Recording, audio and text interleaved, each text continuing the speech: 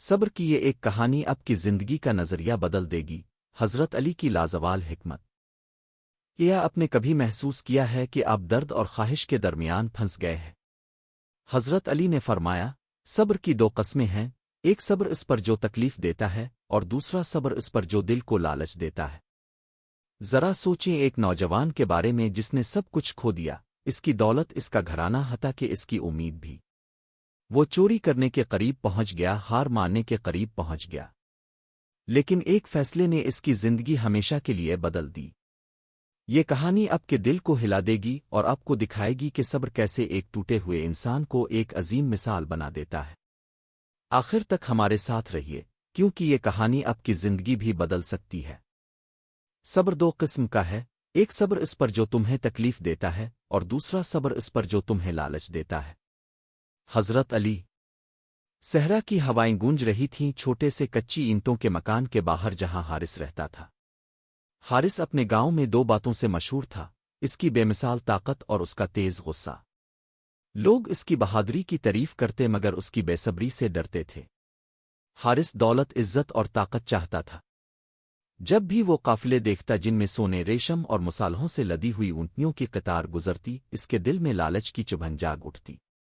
وہ غریب نہیں تھا، اس کے پاس ایک چھوٹا سا کھیت اور چند بکریاں تھیں، مگر اس کے دل میں اور زیادہ پانے کی بھوک ایسے کاترتی تھی جیسے کوئی نہ بھرنے والا زخم۔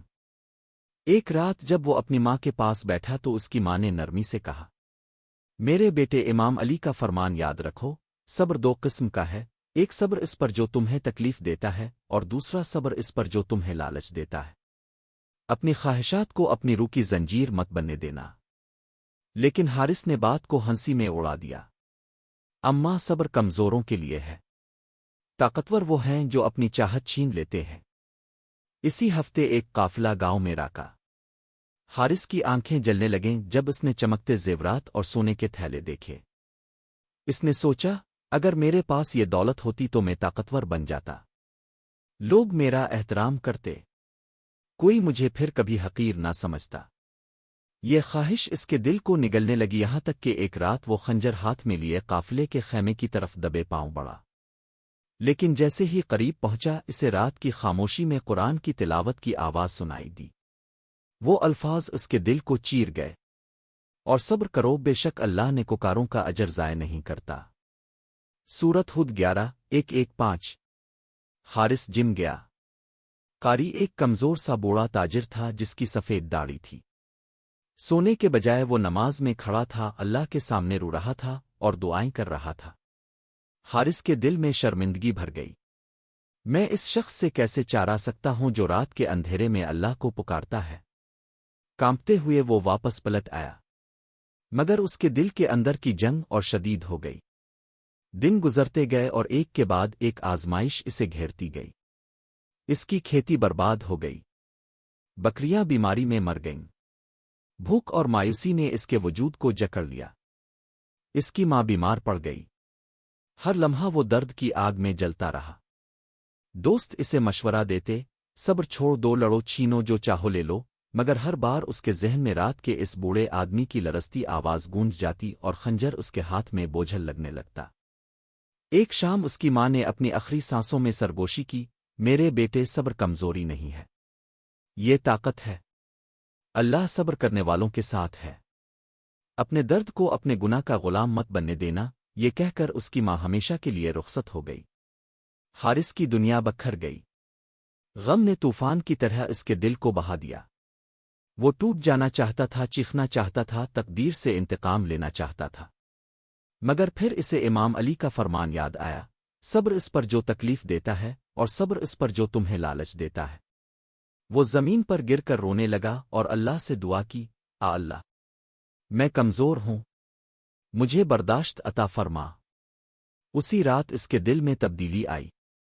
پہلی بار اس نے خواہشات کا مقابلہ کیا، پہلی بار اس نے درد کو اللہ پر بھروسہ کر کے سہارا۔ اس نے اپنی آخری چیزیں بیچ دیں تاکہ یتیم بچوں کے لیے کھانا خرید سکے، یہ کہتے ہوئے، اگر میں اپنی دولت نہ رکھ سکا تو کم از کم اسے ہمیشہ کے لیے باقی بنا دوں۔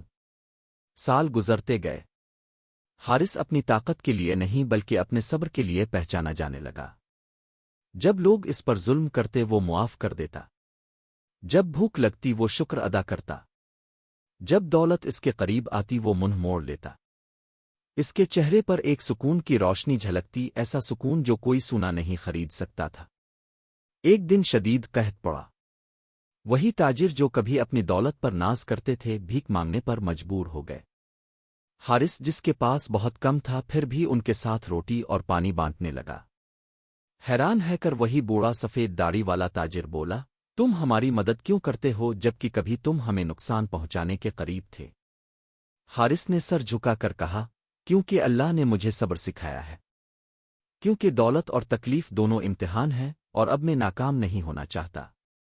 بوڑھے تاجر کی آنکھوں میں آنسو بھر آئے، تم ہم سب سے زیادہ مالدار ہو کیونکہ تمہارے پاس صبر کا خزانہ ہے۔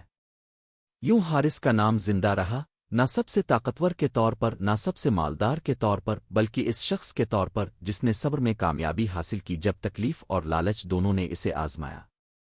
اس کی کہانی زمین بھر میں پھیل گئی، لوگوں کو یہ سکھاتی کہ اصل طاقت نہ تو لالچ کے پیچھے دوڑنے میں ہے اور نہ ہی تکلیف کے آگے ٹوٹنے میں، بلکہ اللہ پر ایمان کے ساتھ صبر کرنے میں ہے۔ اور جب سورج صحرا پر غروب ہوا تو حضرت علی کی یہ الفاظ سب کے دلوں میں گونجتے رہے۔ صبر دو قسم کا ہے، ایک صبر اس پر جو تمہیں تکلیف دیتا ہے اور دوسرا صبر اس پر جو تمہیں لالچ دیتا ہے۔ میرے عزیز بھائیوں اور بہنوں، اگر حارث اپنی زندگی کو صبر کے ذریعے بدل سکتا ہے تو ہم بھی بدل سکتے ہیں۔ آپ کا ہر درد جس پر آپ صبر کرتے ہیں، ہر لالچ جسے آپ چھوڑ دیتے ہیں، اللہ اسے اپنے پاس لکھ لیتا ہے۔ یہ صبر کبھی ضائع نہیں ہوتا، یہ آپ کے لیے جنت میں محل تعمیر کر رہا ہے۔ اگر یہ کہانی آپ کے دل کو چھو گئی ہے تو اسے اپنے پیاروں کے ساتھ ضرور شیئر کریں تاکہ وہ بھی صبر کی طاقت کو سمجھ سکیں۔ اور ڈین ان منٹ کو سبسکرائب کرنا نہ بھولی، آپ کا چینل دل کو روشنی دینے والی اسلامی کہانیوں کے لیے۔ اللہ ہمیں صبر عطا کرے اور ہمیں صابرین میں شامل فرمائے۔ آمین۔